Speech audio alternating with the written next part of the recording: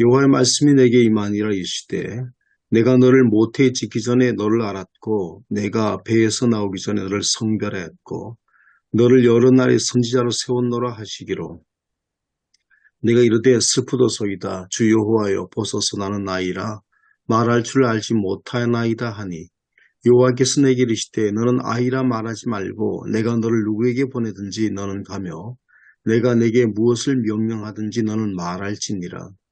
너는 그들 때문에 두려워하지 말라. 내가 너와 함께하여 너를 구원하리라. 나 여호와의 말이니라 하시고 여호와께서 그의 손을 내밀어 내 입에 대시며 여호와께서 내게 이르시되 보라 내가 내 말을 내 입에 두었노라. 보라 내가 오늘 너를 여러 나라와 여러 왕국에 세워 내가 그것들을 뽑고 파괴하며 파멸하고 넘어뜨리며 건설하고 심게 하였느니라 하시니라. 여호와의 말씀이 또 내게 임하니라. 이르시되 예레미야야 내가 무엇을 보느냐 하시매 내가 대답하되 내가 살구나무 가지를 보나이다. 여호와께서 내게 이르시되 내가 잘 보았도다. 이는 내가 내 말을 지켜 그대로 이루려 함이라 하시니라. 여호와의 말씀이 다시 내게 임하니라. 이르시되 내가 무엇을 보느냐 대답하되 끓는 가마를 보나이다. 그 윗면이 벽에서부터 기울어졌나이다 하니 여호와께서 내게 이르시되 재앙이 북방에서 일어나 이 땅의 모든 주민들에게 부어지리라. 내가 북방 왕국들의 모든 족속들을 부를 것인즉 그들이 와서 예루살렘 성문 어귀에 각기 자리를 정하고 그 사방 모든 성벽과 유다 모든 성읍들을 치리라. 여호와의 말이니라. 무리가 나를 버리고 다른 신들에게 분향하며 자기 손으로 만든 것들에 전하였은즉 내가 나의 심판을 그들에게 선고하여 그들의 모든 죄악을 징계하리라. 그럼 너는 내 허리를 동이고 일어나 내가 내게 명령한 말을 다 그들에게 말하라. 그들 때문에 두려워하지 말고 내가 그들 앞에서 두려움을 당하지 않게 하리라. 보라 내가 오늘 너를 그 온 땅과 유다 왕들과 그 지도자들과 그 제장들과 그 땅 백성 앞에 견고한 성읍 세기둥 높성벽이 되게 하였은즉 그들이 너를 치나 너를 이기지 못하리니 이는 내가 너와 함께하여 너를 구원하실 것이니라. 여호와의 말이니라. 아멘. 성령 강림절 후 14번째 주일이고요. 주제는 사역자의 삶의 원천이고요. 주석은 서울장신대학교 윤동영 교수님이 주석을 하셨습니다.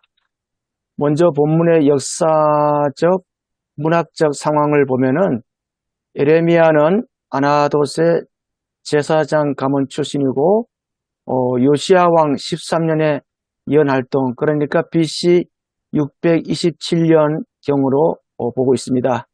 그리고 고대 근동을 지배하던 아수르가 쇠퇴하는데 아수르 바니팔의 죽음 이후에 쇠퇴가 가속화됐다 보고요. 바벨론 제국인데 제국의 패권을 장악하기 시작됐다 보고요. 그 다음에 힘의 균형이 와해되는 시기를 기회로 요시야 왕이 이때 종교개혁을 단행했다 봅니다. 그래서 예레미야는 우상숭배와 종교 혼합주의를 맹렬하게 공격했는데 그것은 바로 회개를 촉구했다고 봅니다.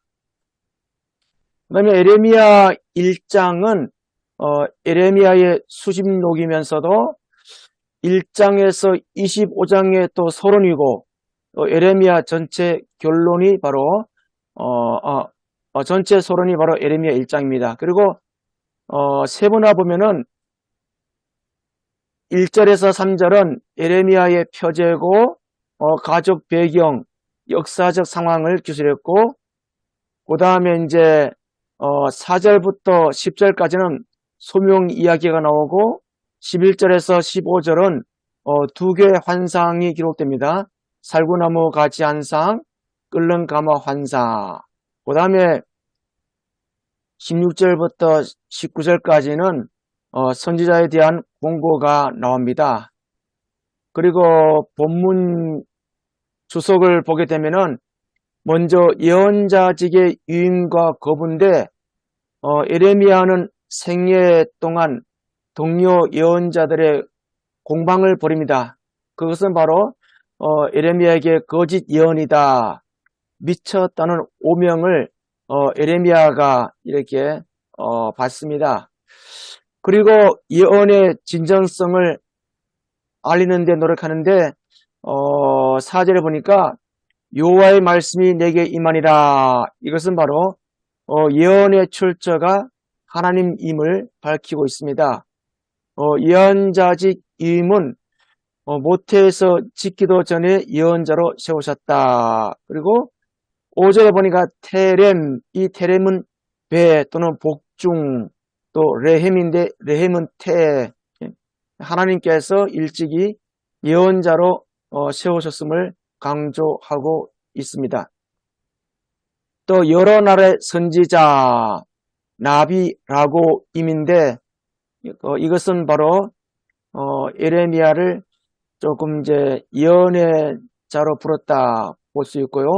그 다음에 예언의 선포 대상은 유다와 예루살렘을 넘어서 열방까지 이렇게 포함합니다. 그래서 여러 나라의 선지자는 에레미야만이 주어졌습니다.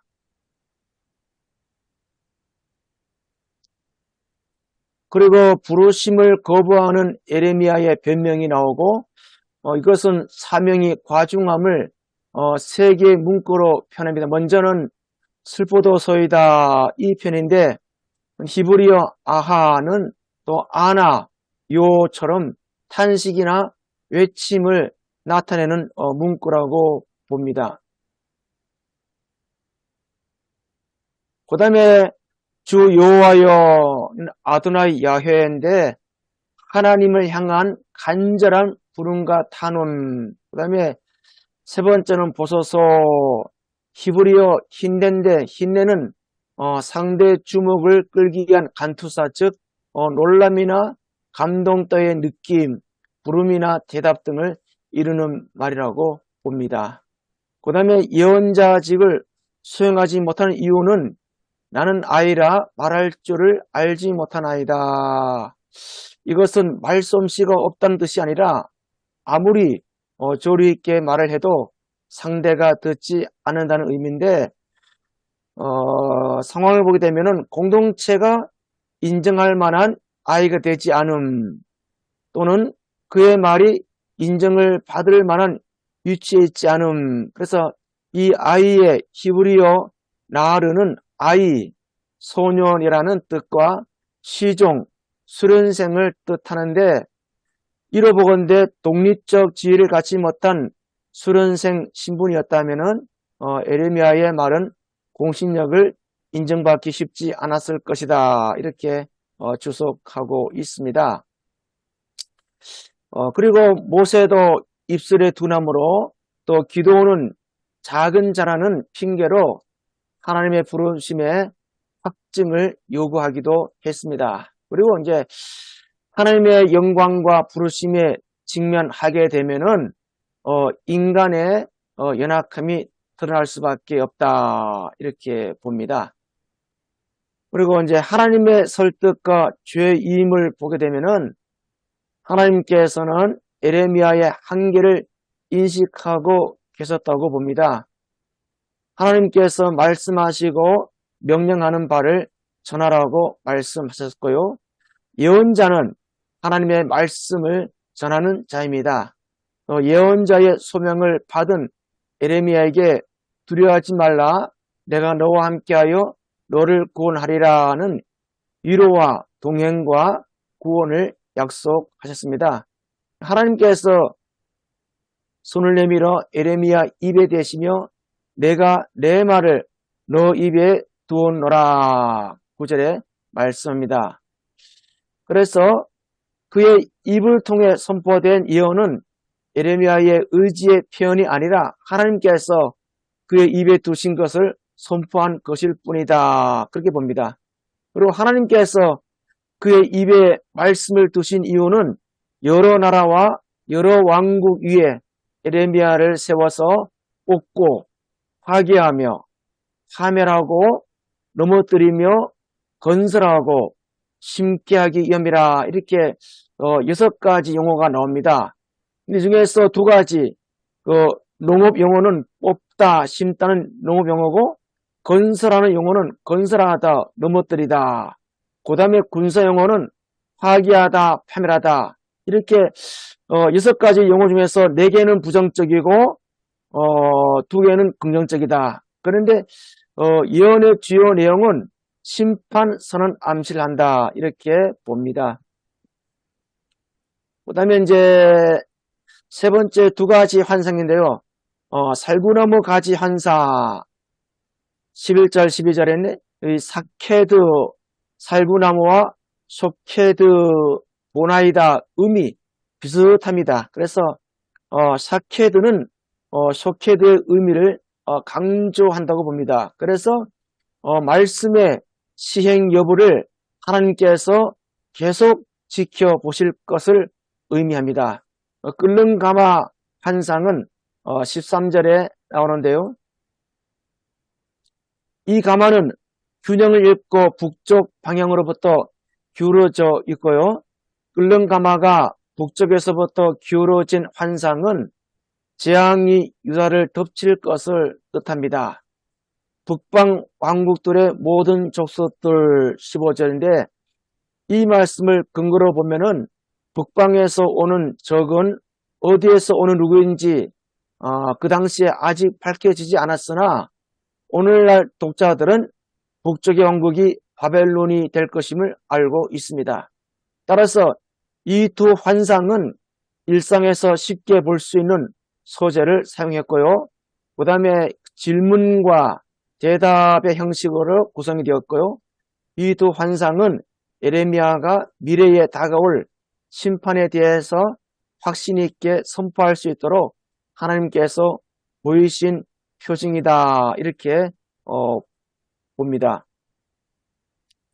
그 다음에 하나님이 내리신 사명과 약속은 유다 백성이 하나님의 심판을 받게 되는 원인이 있는데 하나님을 버리고 다른 신들을 섬기기 때문이다. 그렇게 16절에 기록하고 있습니다. 그리고 말씀을 선포한 에레미야는 극심한 저항을 받습니다. 그래서 에레미야의 입을 가리려 한 자들이 있는데 이들은 바로 유다 왕들, 또 족장들, 제사장들, 그래서 이들을 통칭 정치, 종교 지도자들입니다. 그런데 그 족장이 헬라어로 사르인데 이 사르는 고관이나 앙백 같은 정치 지도자들인데 이것은 혈연관계로 맺어진 공동체 우두머리가 아니고 그냥 이제 족장으로 보는데요. 또 시드기에 때 이런 사르들이 심하게 박해를 했다고 봅니다.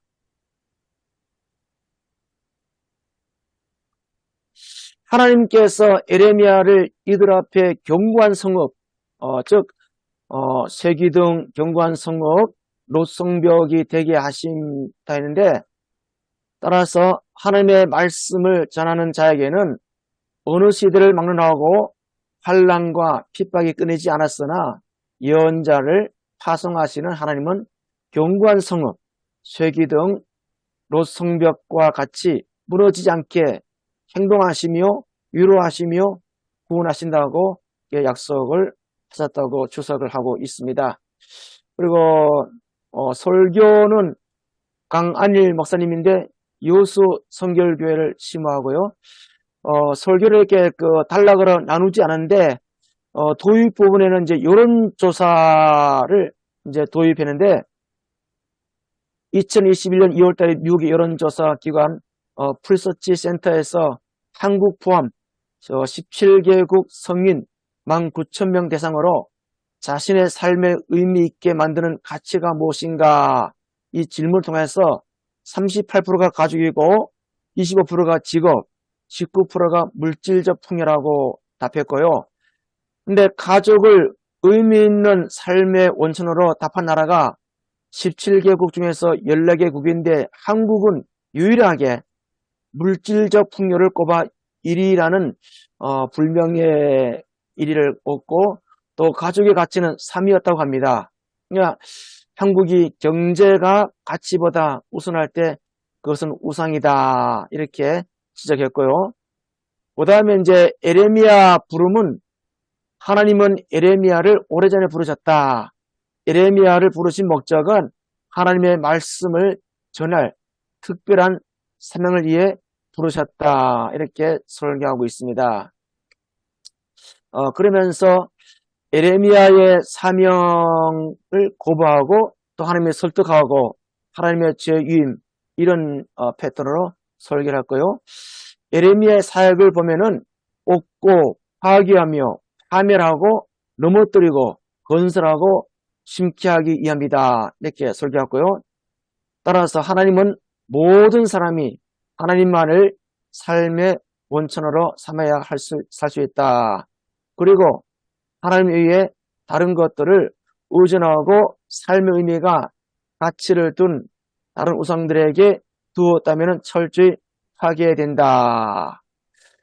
우리 신앙도 하나님만을 삶의 원천으로 삼아야 올바른 신앙의 순례를 할 수 있다. 이렇게 했는데 설교 내용을 읽어보니까 좀 이게 경제적인 그런 부분에 좀 국한했다. 이런 생각이 듭니다. 그리고 함께 생각해 볼 문제는 하나님의 부르심이라는 말이 한국 교회에 많은 오해를 낳고 있는데 어떻게 이해를 해야 하는가 그런 생각이 들고요. 두 번째는 교회와 목회자, 성도들이 하나님보다 더 우상시하고 있는 것은 무엇인가? 그리고 교회를 타락시키는 것은 무엇인가? 그런 생각이 들고요. 그렇다면은 세 번째는 교회가 뽑고 파괴하며 파멸하고 넘어뜨려야 할 것이 무엇일까? 그리고 또한 건설하며 심어야 할 것은 무엇인가? 이렇게 세 가지 조금 질문을 할까 생각해 보기를 이렇게 했습니다. 이상입니다.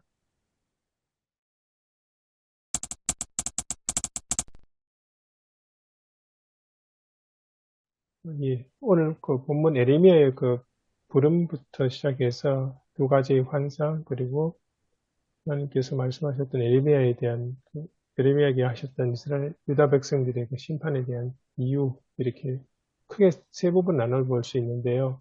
그럼 먼저 첫째 부분에 보시면 그 하나님께서 에레미야를 태중에서 있을 때부터 선택해서 예언자를 부르셨다. 그 내용이 나오는데요. 이 부분이 우리 오늘 유재룡 목사님 말씀하셨던 첫 번째 그 하나님의 부르심이라는 말을 한국교회에서 많은 오해를 낳고 있는데 어떻게 생각하느냐. 여기와 관련 있는 것 같습니다. 보통 하나님의 부르심 소명 그러면 우리 신학생들, 목회자들하고 많이 생각을 하는데 성도들하고는 어떻게 연결을 될 수 있을까요? 성도들이 하나님께서 나를 부르셨다 이런 생각을 많이 하나요? 그 성도들은 보통 하나님이 부르셨다는 말을 자기가 하나님 나라 백성이 되었다, 구원받은 백성이 되었다, 이 정도까지만 생각하는 경향이 짙다고 봅니다. 하나님께 부름을 받아서 뭔가 해야 된다 이것보다는 뭔가 해야 된다로 나가는 사람은 이제 선교의 소명을 갖고 뭐 전도자가 되든지 선교사가 되든지 그런 건 있는데 보통 그냥 구원받은 백성이 되었다 이 정도까지 생각하는 게 우리 한국교회 많은 성도들이 생각하는 게 아닌가 그렇게 생각이 듭니다. 예, 구원받았다는 그것도 주로 교회 울타리 안에 적용되는 구원받은 그거 아닌지 모르겠습니다. 일상생활이나 아니면 직장, 직업, 현실에서 구원받았다는 것은 이제 거의 미미하고. 그렇지만 이제 우리 오 목사님 말씀에 동감하면서도 그렇지만 이제 우리도 그렇지 않습니까? 예레미야처럼 직접 어떻게 누가 나타나서 환상 가운데 너는 내가 태중에서 내가 너를 목회자로 목사를 불렀다. 이렇게 한 사람들은 거의 없잖아요. 뭐 그런 이제 들어보지 못했습니다. 그 음. 개인적인 주관적인 경험이잖아요. 다. 객관적인 경험에서 개인적인 주관 하나님 부르셨다. 여러 가지 동기를 통해 부르셨고 그렇게 다 목사가 됐는데 이런 것들이 교인들도 뭐 하나님이 직접 나타나가지고 뭐 환상 가운데 나타나서 내가 너를 모았다. 이런 어떤 것들은 없잖아요. 목사들도 마찬가지인데 그 때문에 근데 확실히 알 수 있는 것은 내가 지금 교회 안에 있다. 오늘 예배를 드리는 바로 이 자리에 있다는 것은 확실하잖아요. 부르셨다. 그렇기 때문에 거기에서 한정적으로 그칠 수도 있겠지만 그것이 이제 앞으로 그건 확실하니까 그 내가 누구냐, 내 존재가 누구냐라고 하는 것만 확실하게 깨닫게 해주면 결국 우리가 그것이 이제 세상으로 나갔을 때에 그렇게 내 존재의 어떤 부르심대로 우리가 살아야 된다라고 하는 건 얘기할 수 있죠. 그러나 뭐 거창한 일에 대해서 부르심을 받았다거나 뭐 이런 것들은 우리도 실질은 뭐 희미하잖아요. 예, 제가 그 첫 번에 이제 문제를 제기한 부분도 그런 부분인데, 한국 교회 성도들 그죠? 목사님은 부르심 받았다. 그런 어렴풋이 이해를 하는데, 본인들은 이 부르심을 받았다. 우리 교수님 조금 전에 언급하셨지만은, 예, 구원받았다. 교회 공동체 내 함께한다. 너무 거기에 한정 틀에 묶이는 것 같아요.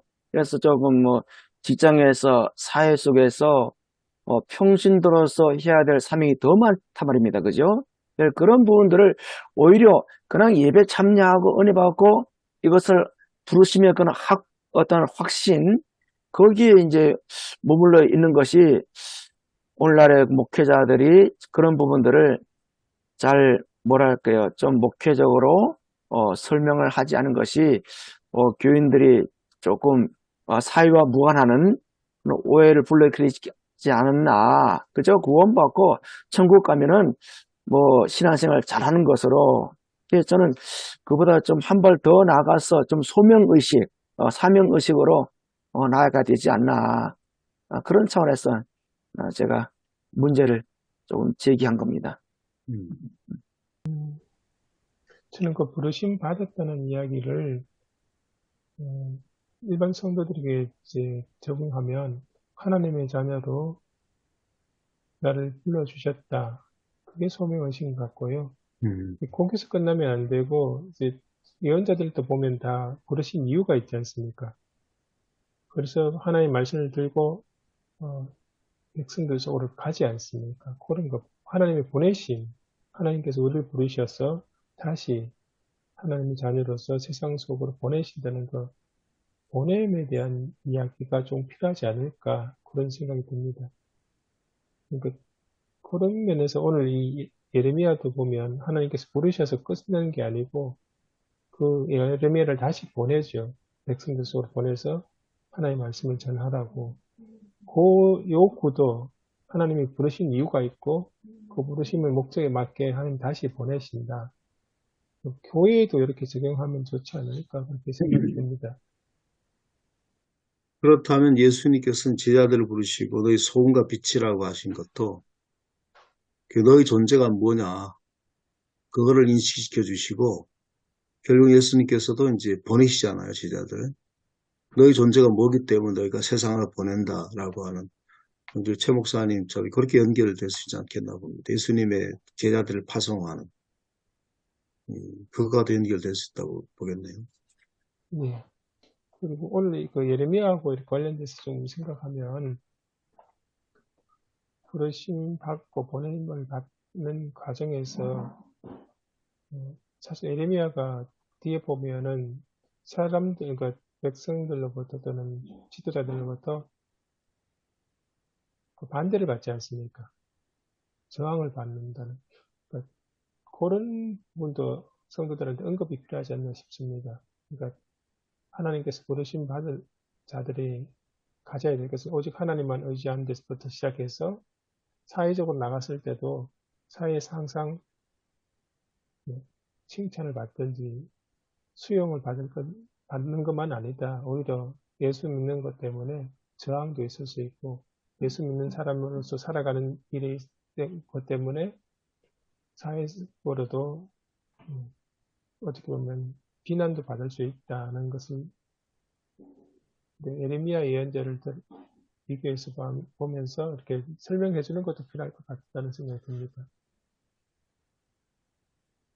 근데 성경에 보면 이제 우리가 예수 믿는 사람이 된다라는 게, 어쩌면 이제 뭐, 양으로 볼 때가 많잖아요. 교인들을 양으로 보고, 그 양을 이제 많이 모아서 양을 많이 치는 거, 그런 부분도 있지만, 그러나 이제, 오늘 계속 얘기 나오는 게, 우리가 어떤 예수를 믿는다는 게, 사역자로 부름을 받는다.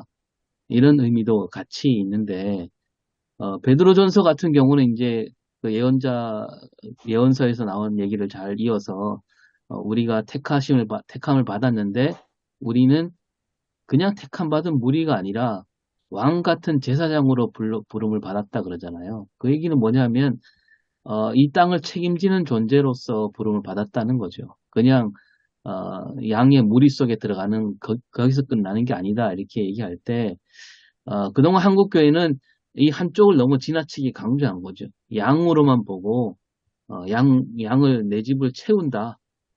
목회도 내 집을 채우는 게 가장 큰 목표였지. 그 무리를 모아서 그 무리가 한 사람 한 사람 다 사역자가 되어서 그 삶의 자리에서 그리스도인으로서 올바르게 삶으로 세상을 이끌어가는 자리에 서게 하는 그런 쪽은 아주 약하지 않았나.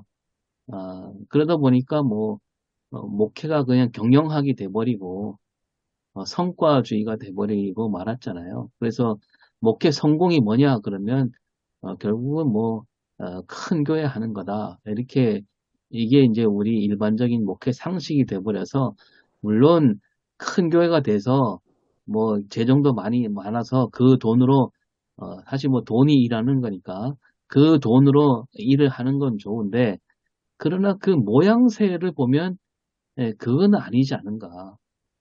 예, 그런 그런 어떤 문제의식을 늘 갖고 있어야 된다고 생각합니다. 부르심 받았다라고 하는 거는 뭐 똑같은, 그 아까도 똑같은 맥락인데, 보통 목사들은 부르심 받았다, 자기는 부르심 받았다라고 하는 얘기, 어떤 목사들은 뭐, 좀 그렇게 얘기를 합니다. 참, 굉장히 조금 우스운 얘기인데, 나는 부르심 받았다는 거죠. 주의 종으로. 그래서 주의 종으로 부르심 받았다고 하는 것은 굉장히 귀하고, 굉장히 가치 있는 거다. 그래서 지금 우리가 부르심 받았다고 하는 의미는 선교사라든지, 복음 전파자라든지, 목사로 부르심 받는 것은 너무 그 어떤 의미가 너무 굉장히 강하거든요. 그럼 각자의 우리가 이제 그러면 교인들이 누구나 그렇게 그럼 다 목사가 되고 선교사가 되는 건가? 그건 아니니까 각자 있는 자리에서 어떻게 부르심을 받았는가라고 하는 거를 얘기해 줄 필요가 있다고 보거든요. 각자가 자기 직업이 있고 또 직장이 있고 각자가 하는 일들이 있는데 그 일터에 대해서 우리가 어떻게 부르심을 받았는가라고 하는 거를 잘 설명해 주어 필요 있습니다.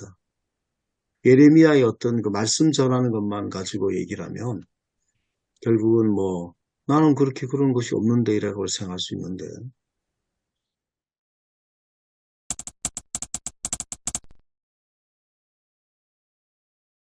하나님께서 부르시는 사람들이 교회 안에만 있는 게 아니고 교회 밖에도 있겠죠. 하나님께서 그 모든 사람을 다 이제 하나님의 일을 위해서 하나님의 목적을 위해서 사용을 하시는데 하나님께서 부르신 사람들이 교회 안에만 있다. 하나님께서 부르신 사람이 우리 지금 예배드리는 이 자리에도 있지만 예배드리는 이 자리 말고 다른 데서 일하시는 뭐 그런 사람도 하나님의 부르심을 우리 안 받았다고 못 받았다고 그렇게 단정을 못하죠. 제 말이 맞습니까? 틀립니까?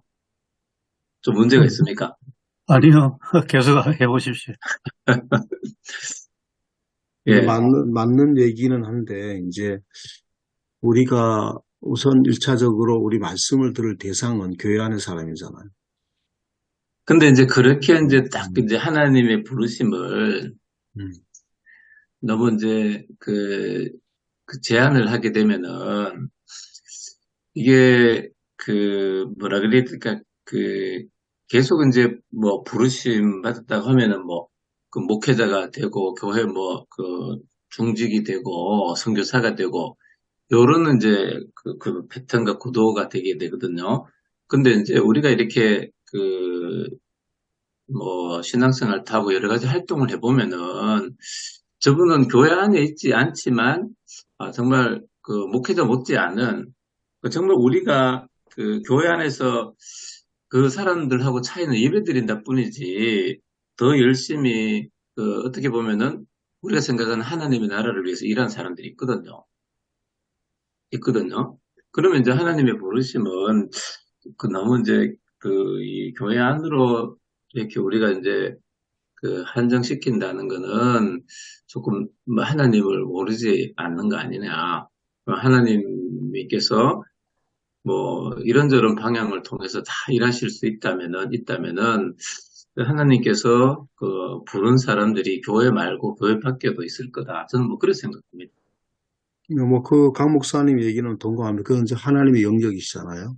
예, 예, 우리가 예. 누가 부름 받았는지 우리가 뭐 정확하게 누가 그런지를 또 그 사람이 하는 일들을 보고 저 사람은 하나님이 하신 일들을 하는구나라고 동감은 우리가 하고 또 그분들은 귀하게 여기는데 우리가 어떤 분이 뭐 귀하 부르심을 받았다라고 하는 거 우리가 그 하나님이 하신 일들을 우리가 다 모든 걸 알 수가 없어. 우리가 알 수 있는 영역들은 우리가 알 수 있는 지금 현재 상황에서 우리가 알 수 있는 영역들은 우리가 내가 섬기는 교회고 교회 성도들 안에 이제 우리가 실제로 있으니까 물론 뭐 우리가 밖에서 목사가 여러 가지로 활동을 할 수도 있고 다 있었지만 그러나 이제 우리가 이제 그거 전체를 다 전체를 우리가 다 아울러야 되겠지만 현재는 우리가 목회 사역을 하고 있기 때문에 교회 안에서 현재 우리가 말씀을 전하고 듣는 대상들은 우리들이 갖고 있는 교인들이잖아요. 그래서 그 밖에 있는 영역들을 뭐 그것들이 무시하거나 없다고 하는 건 아닌데 그래서 우리가 너무 넓혀서 우리가 생각하는 것보다도 우리 교인들을 어떻게 우리가 부르심의 사람을 만들어서 보낼 것인가, 우리 마을로 보내고, 우리 가정으로 직장을 보낼 것인가, 이게 오늘 우리가 뭐, 목표가 우리 1차적인 목표가 되지 않겠습니까? 근데 그런 차원에서 이 말씀을 얘기한 거고, 부르심을 받은 사람은 다 귀하죠. 다 그분들도 우리가 또 우리가 인정하고 또 교인들한테도 그런 분이 있다라고 하는 거를 우리가 뭐 더 폭넓혀서 교회에 있는 사람만이 아니라 교회 밖에도 그런 분이 계시다라고 하면서 늘 뭐 목사로서 이야기를 해주는 건 필요하다 봅니다. 뭐 누구든지 그 부름을 받은 거는 다른 사람이 부름 받았습니다. 당신은 부름 받은 것 같습니다. 이게 아니고 자기 자신이 부름 받았다고 이제 그 어떤 하나님과의 관계 속에서 그런 확신이 있어야 되는 거죠. 자기 자신이 하나님과 관계 속에서 부름을 받았다는 그런 확신이 있고, 그리고 이제 그 선교사가 되든 목회자가 되든 아니면 뭐 여러 가지 뭐 그 활동을 하든 그렇게 이제 돼야 되는 거고, 그리고 이제 요 설교는 이제 예레미야가 부름을 받는데 하나님께서는 부른다, 누구든지 부르는데 그런 어떤 부름이 있는 사람들은 이 하나님의 일들을 해야 된다. 예레미야는 완전히 부름 받고 나서 모든 사람들에게 어떻게 보면은 뭐 매도당하는 그런 거잖아요. 거짓 여자다, 거짓 예언자고 말이 안 되는 그런 뭐 예언을 해야 되기 때문에 엄청난 이제 고통을 받았는데 부름 받은 사람들은 뭐 그런 자리로 나아갈 수도 있다. 그 교회 아니냐, 교회 밖이냐, 이거 구분하는 게 사실 이게 또 우리가 딱 뚜렷하게 돼 있는 게 아니잖아요. 그래서, 근데 뭐 굳이 뭐 제도권 교회와 또 교회 밖을 나눈다고 할지라도, 뭐 강 목사님 말씀대로, 뭐 그 칼 라너가 얘기했듯이 익명의 그리스도인이 있는 것이고, 그렇게 볼 수 있고, 또 교회론으로 보면, 교회가 꼭 제도권 교회만 교회가라고 할 수 없잖아요. 그래서 뭐, 교회, 어떻게 보면 예수 믿는 사람은 다 교회 안에 있다고 봐야 되는 거고, 그러나 이제 문제는, 하나님께 우리가 부름을 받을 때, 뭐, 예레미야 같은 경우는 뭐, 한 사람을 불렀다고 하지만, 그러나 오늘 우리가, 그 하나님께 부름 받았다고 할 때는, 모든 사람은 이 공동체로서 부름을 받은 게 아닌가. 그러니까 말하자면 교회 공동체를 떠나서 나 혼자 일한다. 나 혼자 하나님께 부름 받아서 나 혼자 하나님 일을 한다라고 생각한다면 그 사람은 정말 부름 받은 사람인가 의심해 볼 필요가 있어요. 왜냐하면 그거는 자기 혼자도 할 수 있다는 얘기잖아요. 근데 우리 신앙은 혼자 할 수 있는 게 없다고 봐야 되지 않는가. 언제나 같이 해야 되고, 그, 그 교회가 그리스도의 몸이라고 했을 때, 그 그리스도인이 된다는 것은 그 예수 안에 들어가는 거잖아요. 그 예수 안에 간다는 것은, 모두가 한 지체가 된다는 얘기고, 그래서 같이 일해야 돼. 거기에 의미가 있는 거지. 혼자 하는 것은 그것은 성경의 정신에 좀 맞지 않는 그런 생각이 아닐까 그렇게 생각이 듭니다. 우리가 이제 뭐 요거는 약간 좀 다른 얘기긴 하지만 우리가 부름받았다라고 하는 것을 단순화시키면 태극기 부대 사람들도 부름받았다라는 것을 강하게 느끼거든요. 그 중에는 목사와 장로들이 많습니다. 그분들은 자기들이 하나님께로 부름받았다고 생각하는 거예요. 이 시대를 위해서. 전 아무개 목사도 마찬가지고요. 그러니까 우리는 공감을 그게 아니다라고 우리는 공감하고 있는데, 이제 그렇게 요건 조금 빗나간 얘기입니다. 네. 제가 그 천 목사님 이제 그 말씀을 조금 더 이제 제 경험적으로 말씀을 드리면은 최근에 그 지난주 월요일 날에 저희 그 우리 장신대 우리 그 동기 목사님들이 만났습니다. 은퇴한 분도 있고 한 그 은퇴하신 분들 개인적으로는 저하고 참 너무 친해요. 참 인격 인품신앙. 그런데 본인이 있잖아요. 막 열정으로 목사님들이 너무 이게 영적 죽었다 얘기야. 그 뭐냐면 전 목사님 같이 하는 게 택하신 분을 왜 목사님 장로들이 그걸 모르는 얘기지. 열변을 토하는데 그래서 제가 든다고 아주 혼나는데 완전히 그 사명을 받아요. 사명을 정말로 그 어떤 그런 추억 의심 없이 참 순수해. 신앙도 순수하고 근데 거기다가 그게 들어오니까 제가 조금 전에 우리 한국교회 우상에 대해서 제가 언급한 게 바로 그런 부분들도 포함되거든요. 이게 완전히 절대가 되고 하나님은 그냥 수단에 뿌리고 우리는 어떤 이것이 나라 사랑이다. 아까 말씀드린 대로 우리가 이 부르심 받았다는 게 굉장히 참 오해를 불러일으키는데 이게 그래서 참 우리가 참 조심스럽게 참 접근을 해야 되지 않나 그런 생각이 듭니다. 참 힘들었어요. 하지만 제가 그거 듣고 있는데 그때서 어른들하고 다시 그게 아니다 할 수 없고 그냥 웃고 말았는데 그래요. 이념 이데올로기가 예. 이상하게 절대 권위를 갖고 있어가지고 그 아래 신앙이 있는 것 같아요.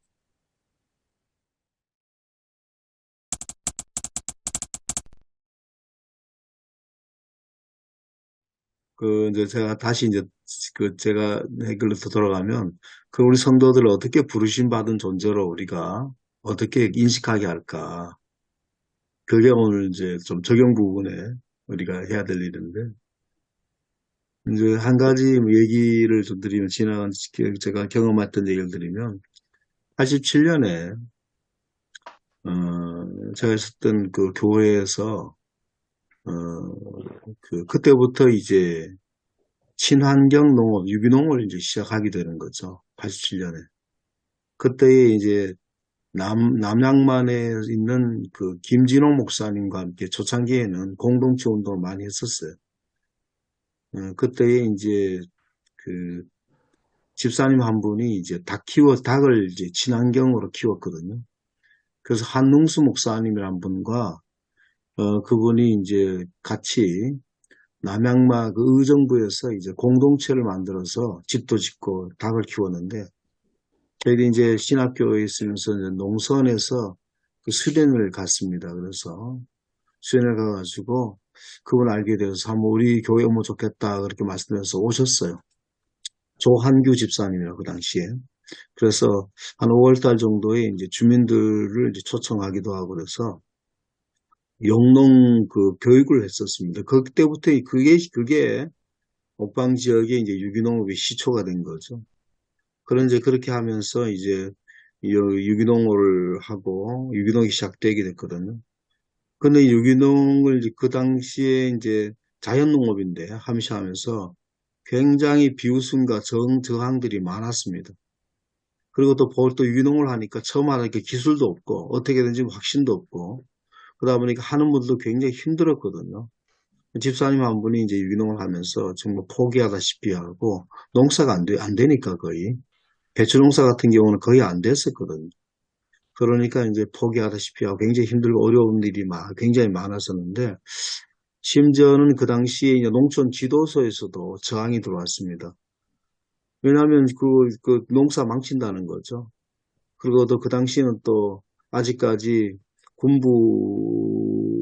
아직까지는 그 어떤 그 군사정권 시절이기 때문에 굉장히 저항이 있었고 요주의 인물이 됐었어요. 뭐 저를 비롯해가지고도 요주의 인물이 됐거든요. 그러니까 리스트에 올라간 사람이 된 거죠.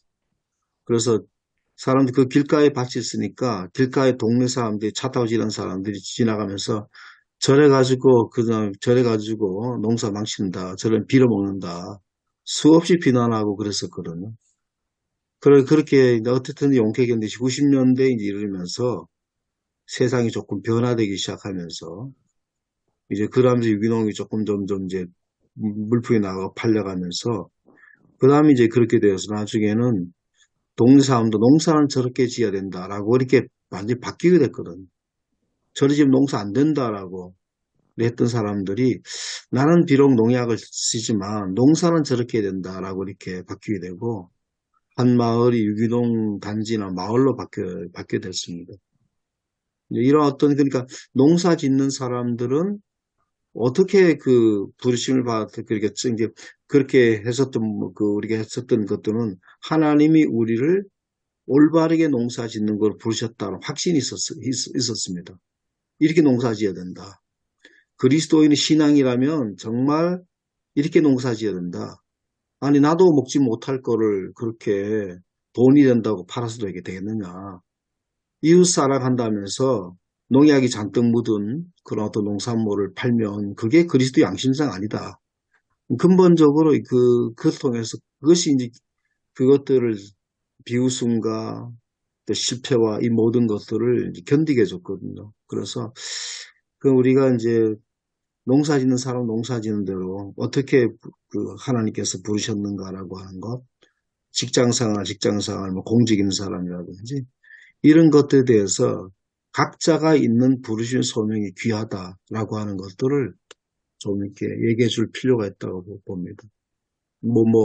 목회자가 불렀다, 선교사를 불렀다 말 부르심이 아니고. 그래서 이 교수님 맨 처음에 초창기에 사제만이 부르심 받았고 사제만이 거룩한 하나님의 사람이라고 종교개혁 전에는 했잖아요. 그래서 이제 독일이 여러 가지 어떤 공업이 발달하거나 장인들이 많이 온 것도 종교개혁 때문에 그렇다는 얘기가 우리 많이 듣고 있었던 얘기인데 거기도 좀 얘기를 좀 해주시면 좋을 것 같습니다. 옛날에는 밀러 그러면 방학꾼이잖아요. 다 천대받는 직업들이었지 않습니까? 그 다음에 또 뭐죠? 그 다음에 다 그런 직업들이 이제 성직으로 하나님 부르심 받는 성직으로 바뀌면서 기술이 발달하고 독일이 그렇게 여러 가지 탄탄해졌다라고 그런 얘기를 이제 뭐 많이 들었었습니다. 근데 사회 구조가 바뀌었던 것입니다. 그게 구조가 바뀌면서 이제 생각하는 인식도 바뀌는 게 중세는 철저하게 유럽은 계급 사회 아니겠습니까? 성직자, 그다음에 귀족 계급, 그다음에 이제 그 아래 이제 노예 상태에 있는 농노들, 장인들 그런 굉장히 어떤 하이라키, 소위 말해서 삼각뿔을 이렇게 세우는 그런 사회 구조였는데, 근데 이제 실학하고 사회하고 섞어서 보통 설명하기로는 루터가 이제 로마서 1장을 통해서 이 하나님 말씀을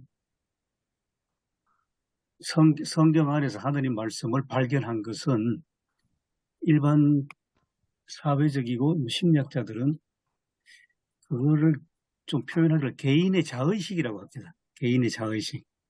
그러니까 이제 어떻게 보면 20세기 헬만 헤세가 이야기한 것처럼 이 중세 시대를 알이라고 비유하면 그 알을 깨고 나오는 병아리 한 마리, 그 생명력, 그걸 루트에 이제 비유합니다. 그러니까 성경 안에서 하나님 말씀을 발견해서 하고 튀어나오는 어떤 병아리 같은 이제 새로운 생명, 개인의 자의식. 그러니까 이제까지 뭐 하나의 어떤 계급 사회에서 이제 계급이 어떤 그 사람보다 우선해서 그 계급으로 사람을 평가했는데 이젠 그게 아니라 이제 사람이 우선이 되는 이제 그런 의식이 루트로부터 이제 시작되고, 그러면서 직업에 있어서도 모든 직업은 다 루터처럼 하나님의 부름을 입었다. 소명감. 그래서 뭐 독일 말로 직업이란 단어가 베루펜인데, 그 이제 뭐 독일어 배우면 베루펜 하면 부르심을 입었다, 이제 부르신다 하는 그런 뜻이 이제 같이 있지 않습니까? 그래서 그 거대한 중세 천년을 깨고 나오는 그것이 개인의 발견이라고 이제 일반적으로 그렇게 많이 이야기합니다. 개인의 발견. 개인의 발견이 돼서 개인이 존중받는 그 시대. 그래서 이제 그 다음에 루터가 이제 자유에 대해서 썼죠. 갈라디아서를 바탕으로 해서 누구든지 그리스도 안에서 한 개인이 자유를 얻었고 다시는 종의 멍에를 매지 말라. 이제 그런 것과 이제 연결되고, 이제 그러면서 그 다음 시대가 되면 이제 인간의 생각과 이성이 존중받기 시작을 하면서, 그러면서 그 생각과 이성이 이제는 전통에 대해서 저항할 수 있는 저항의 힘이 나오는, 칼빈 때도 이미 저항이 굉장히 중요했습니다. 그러니까 이제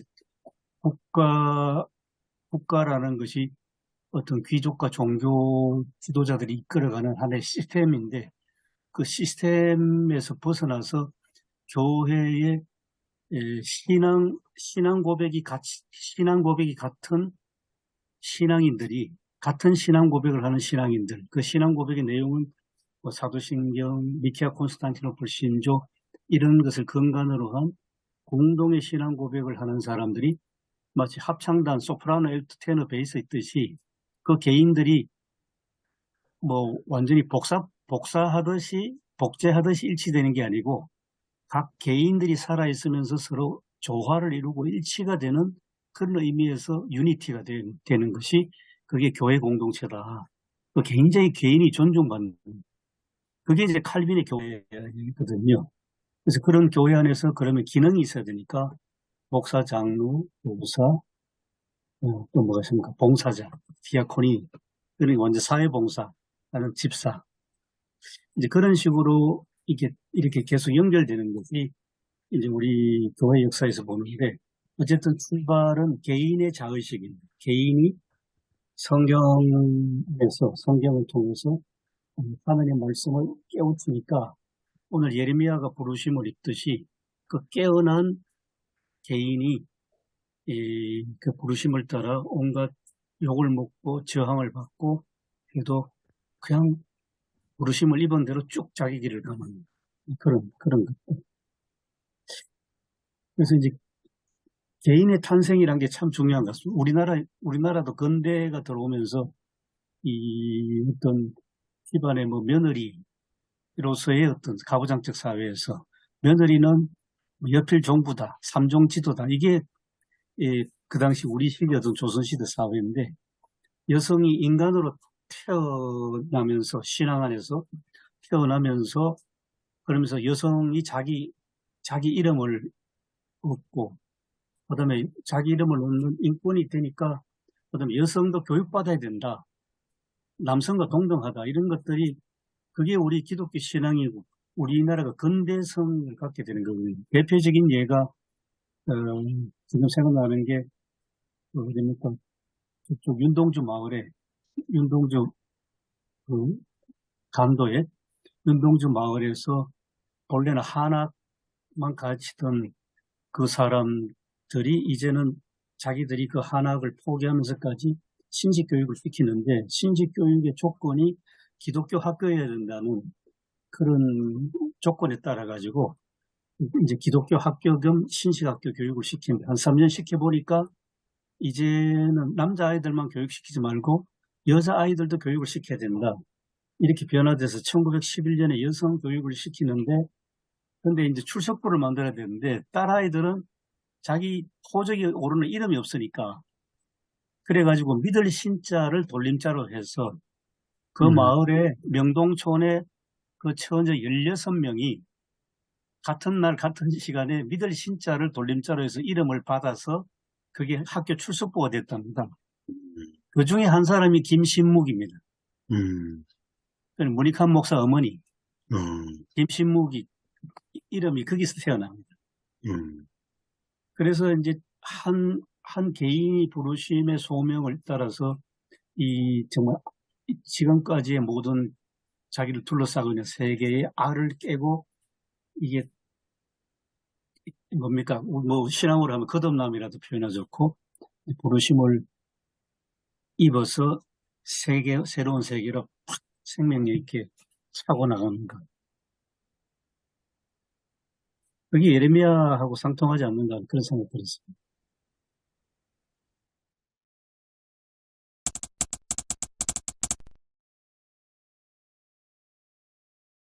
근데 이제 오늘 본문하고 우리 현실하고 너무 많이 차이가 있어 갖고요.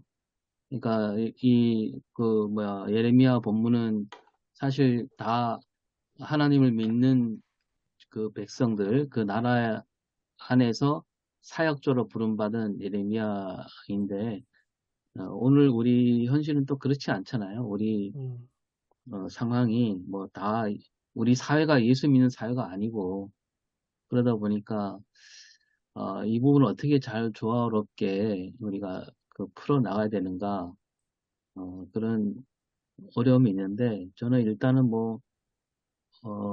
우리 성도들 한 사람 한 사람이 다, 그런 하나님께 부름받은 사람으로서, 아까 우리 교수님 말씀대로 그 쯔빙글리 개혁처럼 이 교회가 숫자 채우는 게 그게 목표가 아니라, 이 땅에 하나님 나라 정의를 실현하는 거, 그거 하려고 하나님이 부르셨다. 이런 쪽으로, 말씀을 좀 나눌까 하는데, 그러니까 그게 만인사제지요. 만인사제.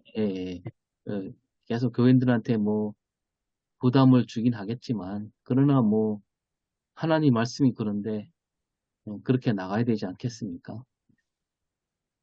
거기에 대해서, 부르심 앞에 대해서 우리가 한번 언급해야 될 사항은 그 당시에 이제 사회적인 어떤 정치적인 배경들, 이제 왜 그런 부르면 하나님께서 부르셨나라고 하는 거, 그게 조금 우리가 언급이 있어야 되지 않겠나 보거든요. 그러니까 위기 상황이라는 거죠.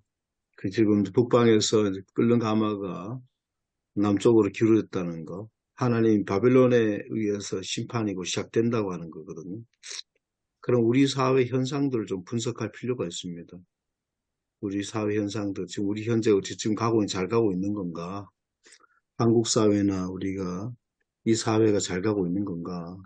지금 우리 사회에 최근에 있는 그런 것들이 최근에 있는 어, 무차별 폭행이라든지 우리 한국 사회 이 병적인 요소들이 많이 있잖아요. 그래서 우리 한국 사회가 굉장히 경제적으로도 또 좀 다른 나라에 비해 풍요로운 사회가 됐고 다른 나라가 본받아야 될 만한 어떤 모델이 되는 사회가 되지만 우리 속을 들여다보면 그렇지 않은 모습들이 많고 교회도 마찬가지고 최근에 있었던 교단에 관한 얘기도 다 교권 금권에 휘둘리는 어떤 모습들 이런 데서 이게 계속 나가면 어떻게 될 건가 라고 하는 것들 자본에 치우쳐져서 계속 나가면 어떻게 될 건가 라고 하는 것들에 대한 그래서 그런 사회 속 우리가 왜 그러면 하나님 우리를 어떻게 그러면 보내시는가라고 하는 것에 대해서 좀 생각할 필요가 있지 않겠나 봅니다. 저도 어저께 그 발제를 준비하면서 이 본문과 오늘 우리의 상황, 교회 또 사회적 상황을 어떻게 조명할 것인가 고민은 됩니다. 그럼에도 불구하고 조금 우리가 아쉬웠던 부분들이 이제 그 부르심에 대해서만 계속 이야기를 나누었고, 그 두 번째 부분 제가 아까 그 목회자, 성도, 하나님보다 뭘 더 우상시 여기는가. 그러면 이제 그 이런 부분들도 우리가 좀 터치할 부분들이다 조심스럽게.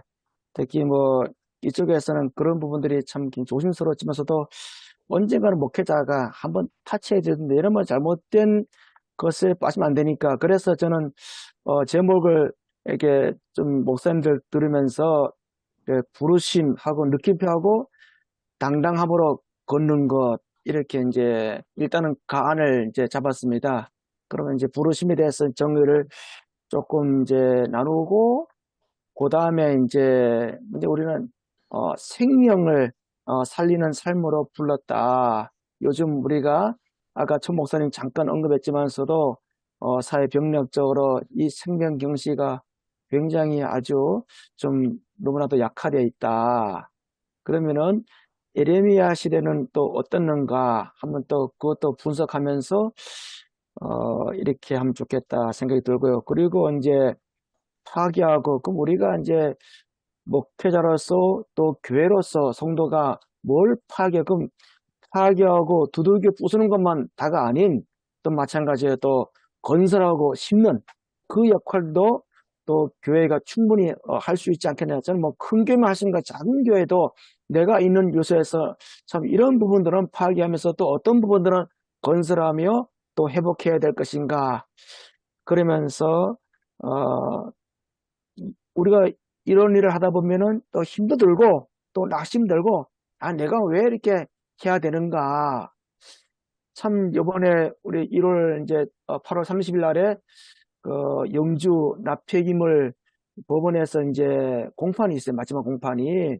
이 많은 사람들이 낙심을 하고 참 힘들다 하면서 시장도 이제 만나보고 저보고 같이 가자는데 저는 그래 나보다 조금 더 이렇게 준비한 사람이 가라. 그래서 제가 양보하고 그런데 사람들이 고민해 낙심하고 그래 걱정하지 마라. 우리 포기하지 말자. 비록 우리가 이것이 안 된다 할지라도 참 우리 기독교인이 나섰다는 것은 굉장히 의미가 있다. 그러면서 용기를 가져라.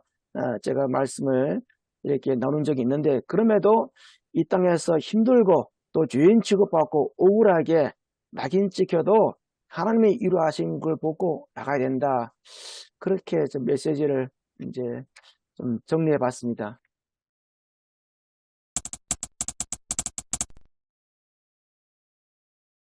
하나님 아버지 감사합니다. 저희들 아침 일찍이 하나님의 말씀을 온전하게 전하고자 또 고민하며 또 한국 교회가 이 시대적 아픔을 어떻게 말씀을 가지고 해석할 것인가 진정 고민이 강단에서 또 우리 성도들과 함께 만들어가게 도와주옵소서. 이 부르심 앞에 저희들이 두렵고 떨림으로 참 한국 교회를 새롭게 하고 또 우리 자신을 새롭게 해서 이 땅이 에레미야 시대나 지금이나 나아진 것이 없습니다. 그럼에도 저희들이 해야 될 일이 많이 있습니다. 또 앞으로 풀어나가야 될 과제가 많이 있습니다. 비록 이것이 힘들고 낙심도 되지만서도 우리에게 위로하시는 하나님을 바라보면서 매일매일 한 걸음씩 주님을 향하는 발걸음 되게 도와주옵소서. 우리 목사님들 또 한 주간 동안 이 말씀을 가지고 고민해서 강단에도 푸르게 하여 주옵소서. 감사하며 예수님 이름으로 기도드립니다. 아멘. 아멘. 예, 수고하셨습니다. 감사합니다.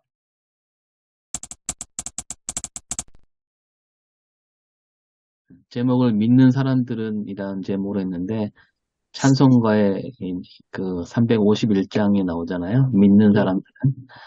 믿는 사람들은 다르다 이런 뜻으로 말씀을 전했는데, 전에도 뭐 우리 천 목사님 뭐 암살 영화 예를 들어서 말씀하셨는데, 저도 이번에 암살 영화를 도입으로 해서 이제 그 남자현, 그러니까 그 영화에서 안옥연으로 나오는데, 그분이 이제 독립이 독립이 될지 안 될지 모르지만 그래도 싸워야 된다 이런 말을 했는데, 그게 믿음이 아니냐. 어떤 눈앞에 보이는 결과를 얻으려고 막 발버둥 치는 게 아니라, 어떻게 될지 모르지만 이게 옳은 일이니까, 나는 그 길로 간다. 그게 믿음이다라고 하면서, 그 믿음장을 그렇게, 풀어서 말씀 나눴고, 이제, 11장 39절에도 뭐 약속을 받지 못했다는 말이 나오는데 저는 그걸 그렇게 받아들였어요. 눈앞에 보이는 어떤 믿음으로 살았지만, 그러나 눈앞에 어떤 결과물을 얻지 못했지만, 그래도 끝까지 믿음으로 살았다. 오늘 우리 믿음도, 그렇게 해야 되지 않나, 이렇게 말씀을 나눴는데, 저희 아내가 말하기를 나쁘지는 않았다, 그러더라고요. 네. 모니터링 해주는 분이 계셔서 좋네요. 맨날 힘이 빠집니다, 얘기 들으면. 저는 이제, 먼저 들어가면서 영주시의 기독교연합회에서 부흥했습니다. 영락교회 김문성 목사님 모시고 부흥했는데, 부흥하면서 이제 본인 얘기, 아버지 얘기, 그 다음에 이제 남동생 얘기. 어떻게 보면은 참 한 인간으로서 보면은 참 진짜 뭐 이루 말할 수 없는 어떤 비참한 상황이더라고요. 그런 얘기를 쭉 얘기를 하시는데 굉장히 감동이 됐고요. 그냥 볼 때는 뭐 그런 얘기가 있나 그렇게 생각하지 못했는데, 저분도 저런 스토리가 있구나라는 생각을 하게 됐습니다. 영락교회가 뭐 우리나라 한국교회 대형교회 아닙니까? 이제 그리고 그 이야기가 본인의 이야기만 됐었으면, 그냥 가족 이야기, 본인의 이야기, 뭐, 어떻게 보면 무용담이 될 수 있는데, 그게 아니고, 그 이야기가 하나님의 구원 얘기로, 그렇게 이제, 그렇게 바뀌는 걸 보고, 거기서 제가 인사이트를 얻어가지고, 예수 그리스도도 고난을 받았지만, 그 하나님의 구원을 이야기하셨다. 그 다음에 믿음의 사람도 쭉 믿음의 어떤 그런 것들은 또 성경에 있는 그대로 또, 이름이 올라온 사람, 이름이 없는 사람 얘기를 하면서 이분들의 이야기가 단순히 고생했던 얘기, 힘든 얘기가 아니고 단순히 이분들의 얘기도 결국은 예수를 통해서 하나님께서 얼마나 사랑하시는지 구원 얘기가 됐다. 우리 얘기도 각자가 다 스토리가 있다. 각자가 다 있는데 다 소중한 거다. 하나님께서 각 사람 한 사람의 믿음의 어떤 삶의 이야기가 있다. 믿음의 삶의 얘기가 예수 그리스도가 고난을 통해서 결국은 이제 고난과 죽음을 통해서 영광의 보좌에 이른 것처럼 우리가 참고 또 견디고 이를 통해서 우리의 이야기가 결국 완결된다. 그래서 예수를 통해서 우리 완결된다라고 하는 걸 얘기하면서 우리의 이야기도 개인의 얘기 스토리가 아니고 믿음의 얘기, 하나님의 구원사의 얘기, 그런 얘기가 우리가 되도록 하자. 뭐 이렇게 하면서 결론을 맺었습니다. 저는 그 믿음으로 세상을 이겨내는 삶이라는 말씀을 가지고 설교를 했습니다. 우리가 그 보이지 않는 것을 믿고 살아간다는 것은 참 쉽지 않은 것이다. 그러기에 우리에게는 참 믿음이 필요하다. 전능하신 하나님이 우리를 위해서 일하시고 지금도 여전히 우리의 삶 가운데 함께 하시는 그 하나님, 그리고 또 상 주시는 분이심을 믿고 사는 사람이 바로 복 있는 자다. 우리는 일상에서 큰 복을 기대하고 또 뭔가 이렇게 딱 나타나는 것을 우리는 그것을 믿음이라 하는데, 좀 믿음은 사소한 것이다.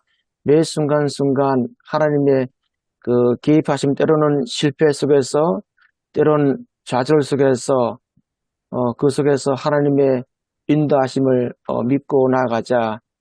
신앙의 그 선진들도 크고 작은 어려운 가운데서도 믿음을 버리지 않는 것처럼 우리는 매 순간 매 순간 날마다 우리의 믿음을 시험 때 살고 있다. 그러기에 그 믿음이라는 그 의식을 갖고 우리가 살아가자.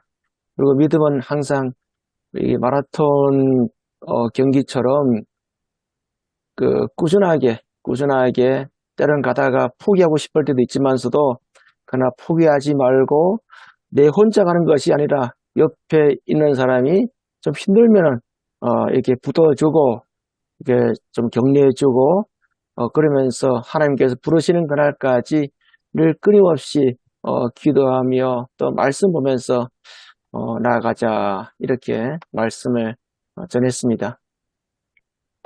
네, 저도 그 믿음으로 살기 이렇게 제목을 정하고 설교를 했는데 참 이 히브리서 11장 그 설교가 하기가 참 그 설교 다 하고 나니까 행설수설했다 이런 생각이 들더라고요. 행설수설했다. 좀 그 뭔가 이게 분명하지 않고 명확하지 않는 좀 그런 설교가 됐지 않나 뭐 이런 생각합니다.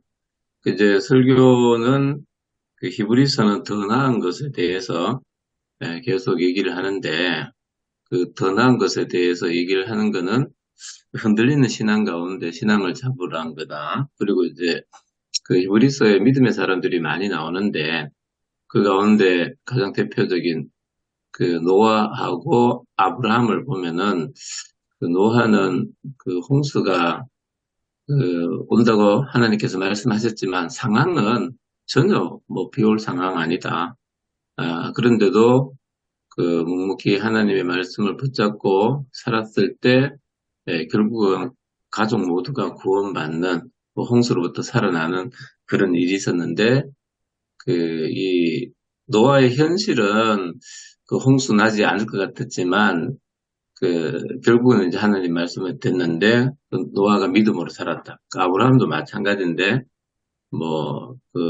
자기에게 하나님께서 아들과 땅을 약속했지만 그 아들과 그 땅은 눈에 보이고 현실적으로 잡을 수 있는 게 아무것도 없었다. 그냥 믿음으로 살았을 때 그걸 이제 얻었고, 근데 이제 우리가 그 믿음의 가장 이제 본보기인 그 예수님을 붙잡아야 된다. 예수님을 붙잡아야 되는데 예수님이 우리 믿음의 창시자다. 우리 믿음의 근원이다. 왜 믿음의 창시자냐 하면은 그 예수님께서 그 하나님의 말씀을 붙잡고 그 십자가로 나아갔을 때 죽는 것 같았지만 그 죽음에서 살아나셨기 때문에